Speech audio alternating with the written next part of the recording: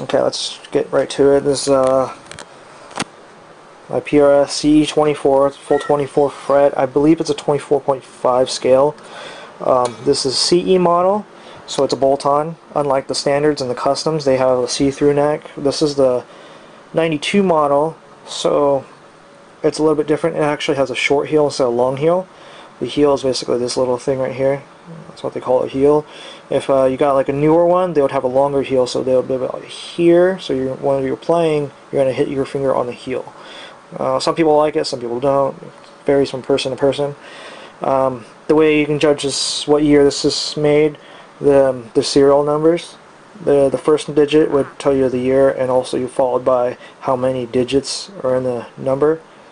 So this one has 6 digits, so you can tell it's a pre-94 model, I believe. That's what they said. More of that's on PRS's site. So this is since this is a CE model, they're not supposed to come with these birds. They're supposed to be only dot inlays. Most of the customs and standards, they have the option to do birds or dots. Most people just go for the birds anyways. But the CEs only come with dots. I added these after because the dots just look kind of boring and I wanted to get birds, but the price you have to pay for birds on a custom versus a CE is about like another grand or so compared to this one. This is used, so I bought it for cheaper. So I would have had to pay another grand to get a brand new one, or even a used one they were trying to sell for like 1800 and up. So PRS has their own design up here. Oh, this is mine. I made that, so that's not from them. This nut, however, it's their design. It's a little bit different material. They even say don't hang them on those type of hangers up there because they'll eat away the chemical treatments. It'll eat this away, and it'll mess up your guitar drastically. This is an older model tuners. The newer tuners actually have this little screw that you just thread the string through here. Let's say thread it through the middle, and then the screw will go right on top of it. So you just screw the screw onto the string. That sounds corny, but anyways, these are the older ones. These are the camshaft ones, where you actually thread it. How would I say it? Through the opening right here. It doesn't go through like, let's say, original just standard tuners. These are the Shaler ones where you just thread them through here. Sorry, it's really blurry. You would just thread through here.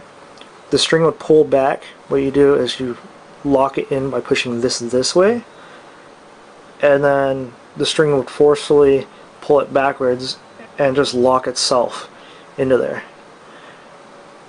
And then the cool thing about it is you don't have to keep wrapping and wrapping and wrapping until it just locks on itself, like let's say a Fender, Ibanez, or any of those other companies out there. So then you don't have to worry about all the space between inside the strings on the wrappings, so those ones would go out of tune. These ones, it's just basically like 90 degrees, give or take a couple degrees, because depending on how much you cut your string. So it'll leave little play in the tuning, so it'll stay in tune a good majority of the time. I rarely ever have to tune my guitar. I can leave it here for 2 weeks and it'll be in tune still. And I'll even pick it up and play it from time to time. I played it every week anyways, but I rarely ever have to tune. It's just mainly G that goes out, but that's a thing that just happens to me. Okay, let's get a little bit more into this here. The configurations are a little bit different on certain models. 22 frets always come with Dragon 2 pickups. There'd be just treble and bass for Dragon 2s. This is a 24 fret model, so then they come with an HFS and a vintage bass pickup. So then they also have different ways to do pickup configurations. Most of the time Dragons and 22 frets would have a 3-way toggle and a switch. I'm trying to think here. No, 3-way toggle would be just a toggle switch and a push-pull on the tone. So the push-pull would be coil tap, so it would be humbucker to single. Excuse me. And then just three-way going from position 1, 2, and 3, from that way to this way or whatever. And then five-way is a little bit different. So let's say you're on just a treble pickup. So you're on position 1, and position 2 I believe is the inside on series. There's two of them. 2 and 3 is a little bit confusing. It's series and parallel. I believe it's on the insides, or it could be here and here. I could be wrong. They have their configuration online too. Position 4 I know for a fact is the outside ones. And position 5 would be just the base pickup. This cutler used to be purple, but then it faded to like a pink. I call it a lightish red. I know, yeah. It does look kind of red, so whatever. It's manly. It's two-tone. Most of them come two-tone. Maybe, I guess you guys would consider this 3, but they always have this little outline just to separate the colors. Black is usually used in pretty much all of them on the back, and whatever color you want in front. A good majority of the blue ones, however, come with the natural like not actual natural wood color, but like a tan, I guess. It's like a little bit darker on the back, so it would be blue Mateo and tan. Bridges are also a little bit different. PRS came with their own signature design here. There's no spaces in between here, so there's no play between each string. And also, instead of like, let's say a fender, fenders would be just flat on the body. This one's actually floating. You can actually whammy up and whammy down, so there's a little bit of space. I guess you could do it on a fender, but I wouldn't really do it. You can hollow it out and all that special stuff, but PRS comes stock like this. But they also have it's designed just right where you stay in tune no matter almost whatever you do. I can whammy like all the way down like here and go back and still be in tune. That's the coolest thing about PRS, is stay in tune. They also recommend you whammy to stay in tune too, because some of them they might wear down because whatever string gauge you're using. Strings, I'm on 10 gauge. I like it a little bit better than 9. And also the other there's 2 more options that you can get. There's a tune-o-matic bridge like Gibsons, where it would be through, I think it goes through from the body to here.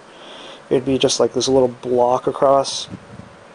It'd be easier if I had something to show, but you'd have the little screws on each side so you can tune them. There's also a thing called is it the tune-o-matic?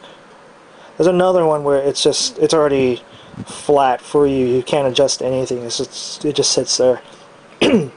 But PRS has it in tune for you or something. You can't adjust the intonation, whereas these you can, and the tune-o-matic you can adjust intonation between the strings. Also, the key thing with PRS is their body style. It's a carved top. Let's bring this to the light or something here. It's a carved top, so you can actually see, I guess, the 3D effect of the guitar.